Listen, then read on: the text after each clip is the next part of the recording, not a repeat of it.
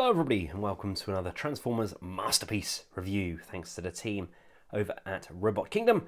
In today's video we're taking a look at the mighty MP-43 Destron leader Megatron from Beast Wars. Yes! Now there's already a hoo-ha about this figure. Some people paid through the roof and got some early samples of this that are kind of fallen off the back of a lorry, so to speak, and they had some bad faults with theirs. Now I can't help but feel that maybe those figures didn't pass QC. Maybe they kind of boycotted it altogether, but we shall take a look because I can't imagine that Takara are going to pump out a figure of this sort of quality with those glaring issues, but we shall see. Take a quick look around the box. Pretty much what we would expect from our Beast Wars Masterpiece figures. And on the back there we've got all of Megatron's various different functions and views, and we've also got a light mode where we can take all of his armor off him. I believe it was episode 2 where we saw Megatron sitting in his chair, kind of without any of the dino things on him yet, but that was kind of the only real time we saw him like that. Then I think the next time he was kind of in pieces, and we only kind of saw his torso, but we get lots of different accessories with this guy, and the beast mode, aka the T-Rex mode, looks exceptional. Now, like you would expect, everything comes packaged in a plastic clamshell along with a rather large set of instructions and a collector's card. And as well as the regular instructions, we also get these added sections here, just slightly modified to their original print. Now, unlike some of the other Masterpiece figures, Megatron doesn't come with a huge plethora of accessories, but what he does have is more than adequate. Now we have some brackets here. Now these attach to that stand that we got with Dinobot, which I think is a nice touch, utilising something that's already been released. We get Megatron's hunting rifle, which is a kind of a semi-nod to his original arm cannon, I guess, and then we've got like a bone and a scope going on there as well. We get his laser buster, which cast in this translucent purple, which can go in the mouth of the dino. We get 2 alternative face sculpts. I absolutely adore how these look. They've been done exceptionally well, and I love that Predacon crest on the head as well, and he's very sneery there, like grrr.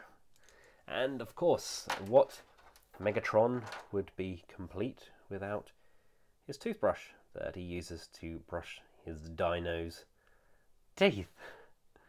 Oh, it was a very odd moment in the animation, although we don't have Ducky here. I know he had Ducky when he was Transmetal, but I'm pretty sure that Ducky did kind of pop up here, there and everywhere when he was just a regular old dino.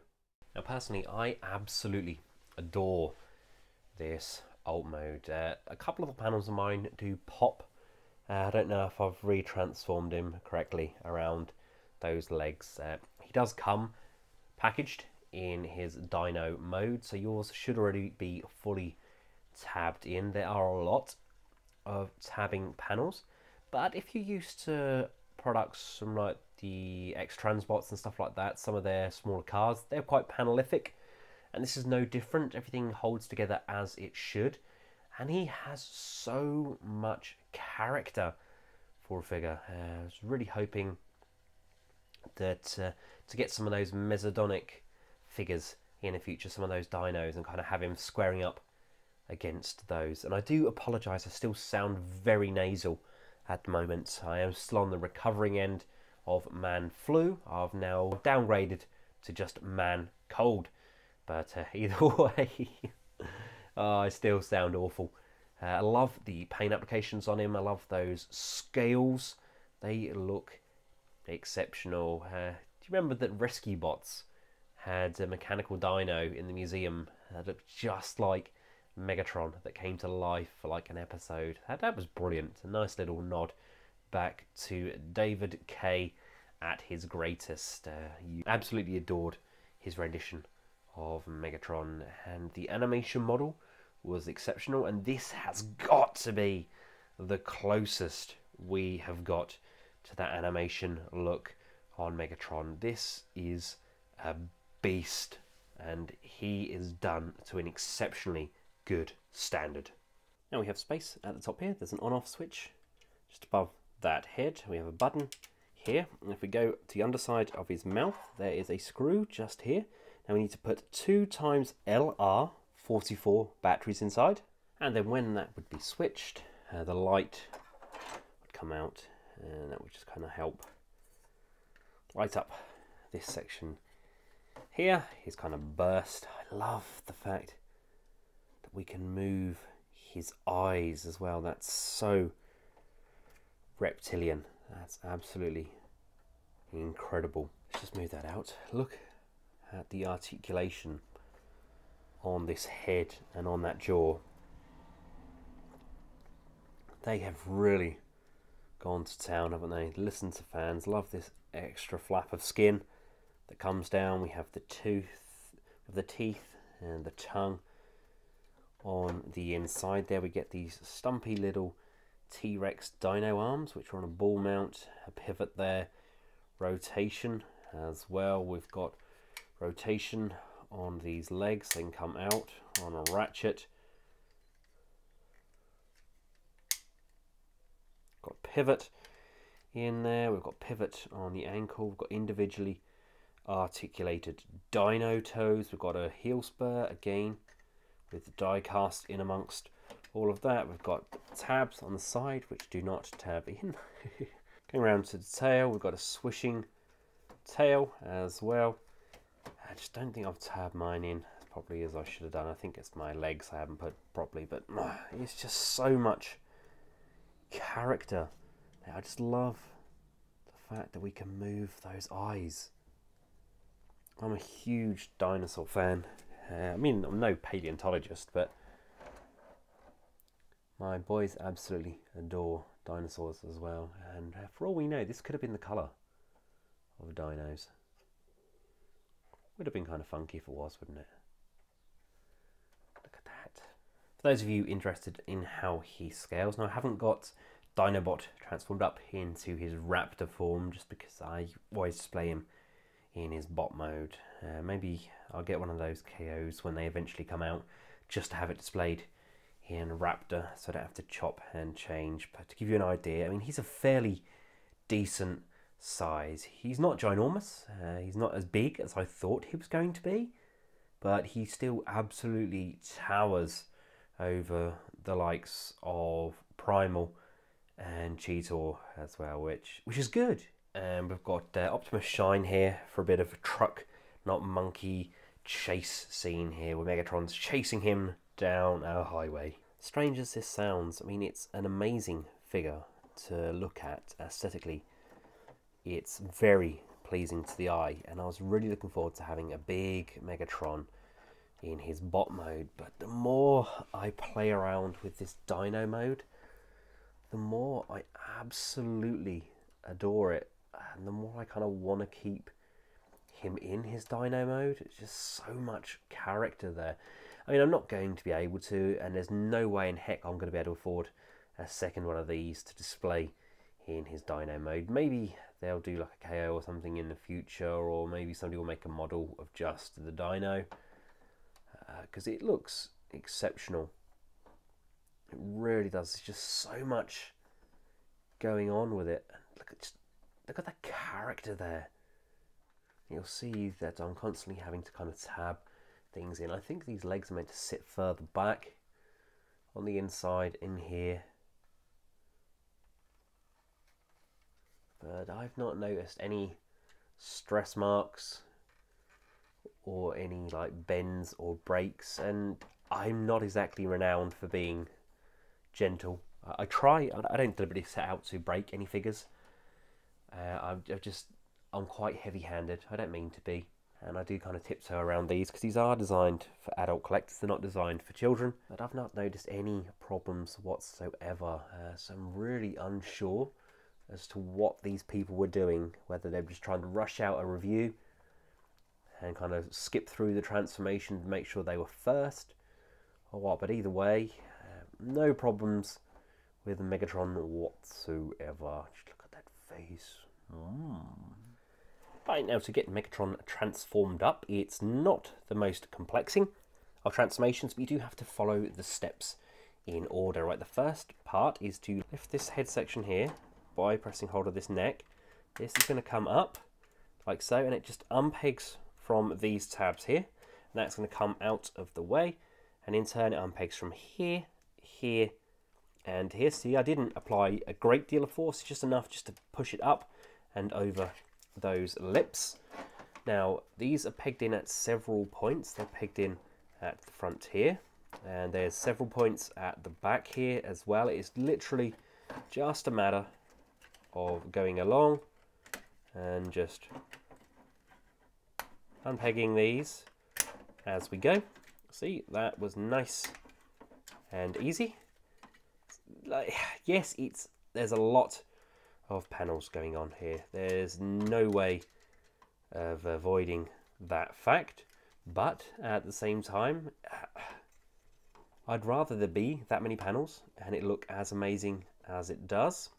And once these sections here are untabbed, there is a pivot point just on the underside here. These wings here rock from out and then come down on either side. Now this isn't the exact step it says in the instructions because I find it easier if we do this part first. You're going to just maneuver these sections inside like so, and they go in, and this comes up and closes in. Basically the reason I do that is because we need to get our hands just on the inside here, and you're going to hold on your thumb on this point here so it doesn't put any stress on this joint or the plastic. We can lift this up. Mine locked into place quite tightly. Some do, some don't, but I always put pressure on this section here to avoid any excessive stress. And we can then lift the head up, and that's going to tab in either side there. Rotate the torso around like so. This part here is going to fold over, and then that's going to fold up again. Now I've just straightened out these legs slightly so we've got a little bit more room to play with. And what's going to happen, this is going to rock backwards like so. And as you can see, these tabs here line up, and this is going to slide backwards, holding this part here into position. Come around to these legs. Want to move this panel up and over, and as we do so, there is this rocket hinge here. Initially it's facing down inside the leg. We just want to rotate that backwards, and then we can bring the dino legs around to the front. And you'll see I've just taken this section off here just so we can see what we're meant to be dealing with. These are meant to go over this lip, and if you can't get them over, then probably means that this section here just isn't quite folded down enough. So just slide it back, fold it down, and then that should allow the waist to sit nice and square. And come around to the crotch piece, and we're going to slide this forwards to the front like so. These butt panels are going to flip open like this. Definitely starting to come together now. I'm just going to re-add the back panel on and we'll take it from there. Right, now let's do these wings. I'm going to move the dino hands so that they're flat on the back. These panels here are going to untab like so and come around. If you haven't already done so, these pieces here fold onto the back like this, and then this kind of just untab from here, and that's going to come around onto the inside, and then this is going to come up on this hinge, up on this hinge, and then this panel will fold down, and then untabbing these panels from here, these will slide down and down, so that we're left with a back panel that looks like that. Coming down to those dino legs, let's turn those into bot mode legs. So first of all, straighten out this tab here, and we've got this heel spur underneath. That's going to come all the way back like so, and then the feet can just straighten out. Very big, stable base for his feet there. To open up the Dino Tail, you want to flip open this panel, flip open this panel, and bring this piece here, making sure that this piece here is perfectly straight, not bent or twisted at all, because it will stop this from transforming. This can then come up and over. This can then come down, hinging away from the arm, which allows this whole section to kind of lift up, and then we can rotate the arm around, bring the fist, and the hand can just come untucked like so. Coming down to the dino head, this is going to come all the way down and lock at the base there. The shoulders need to be square, like so, and then from here they push and push. There we go, locking into the back, and there we have His Majesty fully transformed up into his bot mode, and I adore it. Of course I do. There was never going to be any doubt. I'm a huge fan of the character, and I think they've done an exceptional job at capturing him. The colours are exquisite, absolutely gorgeous. Like I said, I've had any trouble with any of those joints. No stress marks, no breakages. I am pretty heavy-handed. You just have to be careful. We just have to look at the joint, see which way it flexes, and work accordingly. I really don't know how they managed to obliterate those earlier samples, but they did. But this guy is standing steady and fast, and he looks exceptional in doing it. So I love the fact that we can open up those arms and make use of the robot arm on his left. That actual tail section itself does fully detach as well, and as previously mentioned, we can detach those hip skirts, you can detach those back panels, and you can attach those shoulder panels to really kind of slim him down for that one episode. But personally, I love the kibble on him. It's all part and parcel of Beast Wars, and I am over the moon. Yes, it was an expensive purchase, and MP-44 is going to be even more expensive, but is this worth it, in my opinion? Yes, yes it is.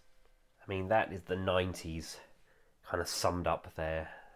This was my second kind of outing with Transformers. I was born in '84, so Transformers G1 was then kind of finishing. So I used to watch it on VHS and some TV. And the next time I really saw Transformers was Beast Wars. And it kind of recaptured my passion. And this is amazing, in my opinion. The audience is going to be more limited in comparison to G1. But at the same time, I don't think they're going to struggle with this. This is a very well made, very nice looking figure. And I don't think fans that have pumped money into this, I don't think you're going to be disappointed. Unfortunately, that's not very G1 scale, though, is it? I know. Do you remember that scene in Transmetal where they were floating around and they saw the big Megatron and the G1 Megs and the G1 Optimus, and they were a fraction of their size. And now that he's fully transformed up, we get to play around with all the funky accessories. You get the toothbrush, so he can brush his dino teeth. I think that's absurdly brilliant. I really do. The head has got an amazing sculpt on that. There is a button on the back here, so you can push, which would light the eyes up. If you put 2x LR44 batteries in, we can slide that front panel piece up, and this is where you can now switch out for the grumpy face as well, and the angry face. Personally, I do like that kind of yes face, but let's put the kind of stern expression on him. We can just slide that back on like so. Look, he looks very serious indeed. Now to remove the toothbrush, it's placed in just on its side. There's a peg just in the hand. We can just lift that up and bring in the gun. It doesn't tab in as such, it just fits in the hand nicely, and you can then rotate the hand however you see fit. And he's now holding that rifle. We can bring the arm all the way around, bring that hand around as far as we need to go. The arm panel can flip out to the side, so we've still got enough room to display him. And if you choose to, you can put the kind of weapons blast coming out of the rifle. Personally, not one of my preferences. I like to have it coming out of the Dino, if anywhere at all, but I do love how he kind of looks with that assault rifle. Has anybody given us the Dinobot accessories yet? The army kind of military accessory pack. I know there was kind of 2 companies working on those, but I don't think either of them have actually given that to us yet. I could be completely wrong, but I don't think I am. Now, as previously mentioned, if you choose to, these panels can slide off. You just untab it from the inside here, and that comes out by holding this panel here and sliding that off sideways. Move that around. Now kind of really freed up that shoulder, so we've got some nice kind of dynamic posing available. I like how it looks without the arm, but then it's not really Megatron in my opinion. He had all of that extra kibble. These parts here just slide upwards and come off. These panels here just unplug from the sides of the legs, so he really can trim down, but I don't personally. I like how he looks with all of that kibble, but with the panel missing from here, it is easier for me to show you some of these awesome display panels. This can slide up, and it's going to peg in on either side here, and it's going to sit like so. And basically this one goes on the Dinobot display, and you put it on sideways. My Dinobot display is actually in storage, so I can't actually show you physically, but I think it's this way up. It's basically so Primal can lift up Megatron without obviously putting any pressure at all on the Primal figure, which is good. You know, it's a nice little touch. There's also a running pose. This one's your running pose for your Dino, and then this one's kind of just a jumping up in the air stand as well. But I love the fact that it's got all this extra support, so Primal can pick Megatron up. Back. Right, let's check out the articulation of the head. Great range of movement there, up and down, left and right, some nice quizzical tilting. Shoulders can come forwards on a butterfly joint. We can go up and down on a ratchet. We can come out to the side.